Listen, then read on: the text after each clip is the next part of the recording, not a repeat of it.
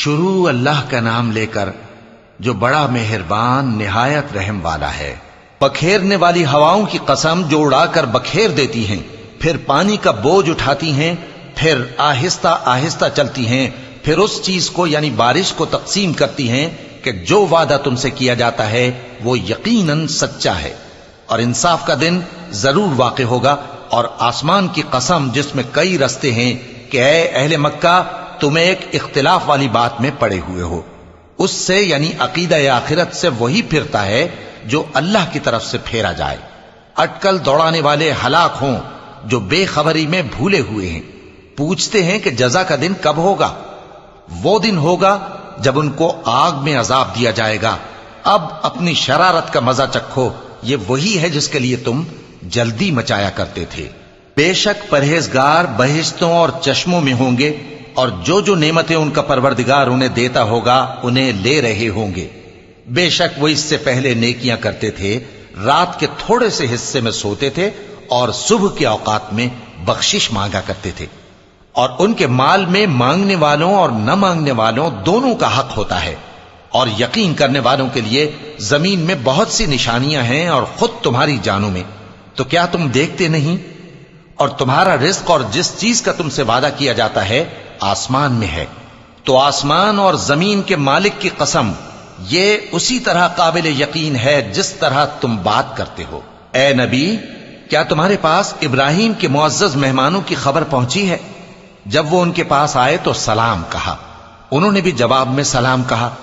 دیکھا تو ایسے لوگ کہ نہ جان نہ پہچان۔ پھر وہ اپنے گھر جا کر ایک بھنا ہوا موٹا بچڑا لائے اور کھانے کے لیے ان کے آگے رکھ دیا۔ کہنے لگے کہ آپ تناول کیوں نہیں فرماتے؟ اور ان سے خوف محسوس کیا۔ انہوں نے کہا کہ خوف نہ کیجے، اور ان کو ایک دانش مند لڑکے کی بشارت سنائی۔ تو ابراہیم کی بیوی چلاتی آئیں اور اپنا منہ پیٹ کر کہنے لگیں کہ ایک تو میں بڑھیا، اوپر سے بانجھ۔ انہوں نے کہا تمہارے پروردگار نے یوں ہی فرمایا ہے، وہ بے شک صاحب حکمت ہے، خبردار ہے۔ ابراہیم نے کہا کہ فرشتوں، اب تمہارا اصل کام کیا ہے؟ انہوں نے کہا کہ ہم گناہگاروں کی طرف بھیجے گئے ہیں تاکہ ان پر گارے کی پتھریاں برسائیں جن پر حد سے بڑھ جانے والوں کے لیے تمہارے پروردگار کے ہاں سے نشان کر دیے گئے ہیں۔ پس وہاں جتنے مومن تھے ان کو ہم نے نکال لیا، پھر اس بستی میں ہم نے ایک گھر کے سوا مسلمانوں کا کوئی گھر نہ پایا، اور جو لوگ عذاب علیم سے ڈرتے ہیں ان کے لیے ہم نے وہاں نشانی چھوڑ دی۔ اور موسیٰ کے حال میں بھی نشانی ہے، جب ہم نے ان کو فرعون کی طرف کھلا ہوا معجزہ دے کر بھیجا تو اس نے اپنی قوت کے گھمنڈ پر منہ موڑ لیا اور کہنے لگا یہ تو جادوگر ہے یا دیوانہ۔ تو ہم نے اس کو اور اس کے لشکروں کو پکڑ لیا اور ان کو سمندر میں پھینک دیا، اور وہ کام ہی قابل ملامت کرتا تھا۔ اور عاد کی قوم کے حال میں بھی نشانی ہے، جب ہم نے ان پر نامبارک ہوا چلائی، وہ جس چیز پر چلتی اس کو ریزہ ریزہ کیے بغیر نہ چھوڑتی۔ اور قوم سمود کے حال میں بھی نشانی ہے، جب ان سے کہا گیا کہ ایک وقت تک فائدہ اٹھا لو، پس انہوں نے اپنے پروردگار کے حکم سے سرکشی کی، سو ان کو کڑک نے آ پکڑا اور وہ دیکھ رہے تھے۔ پھر وہ نہ تو کھڑے رہنے کی طاقت رکھتے تھے اور نہ مقابلہ کر سکتے تھے، اور اس سے پہلے ہم نوح کی قوم کو ہلاک کر چکے تھے۔ بے شک وہ نافرمان لوگ تھے۔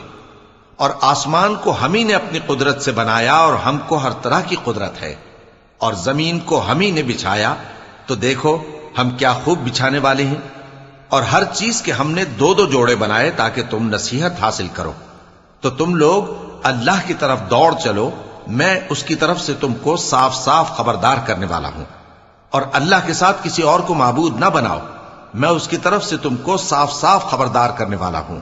اسی طرح ان سے پہلے لوگوں کے پاس بھی جو پیغمبر آتا تو وہ بھی اس کو جادوگر یا دیوانہ کہتے۔ کیا یہ لوگ ایک دوسرے کو اسی بات کی وصیت کر مرے ہیں؟ نہیں، بلکہ یہ شریر لوگ ہیں۔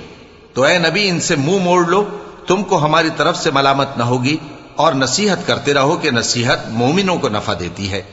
اور میں نے جنوں اور انسانوں کو اسی لیے پیدا کیا ہے کہ وہ میری عبادت کریں۔ میں ان سے رزق تو نہیں مانگتا، اور نہ یہ چاہتا ہوں کہ وہ مجھے کھانا کھلائیں۔ اللہ ہی تو سب کو رزق دینے والا ہے، زور آور ہے، مضبوط ہے۔ سو کچھ شک نہیں کہ ان ظالموں کے لیے بھی عذاب کی نوبت مقرر ہے، جس طرح ان کے ساتھیوں کی نوبت تھی۔ تو ان کو مجھ سے عذاب جلدی نہیں طلب کرنا چاہیے، پھر جس دن کا ان کافروں سے وعدہ کیا جاتا ہے اس سے ان کے لیے خرابی ہے۔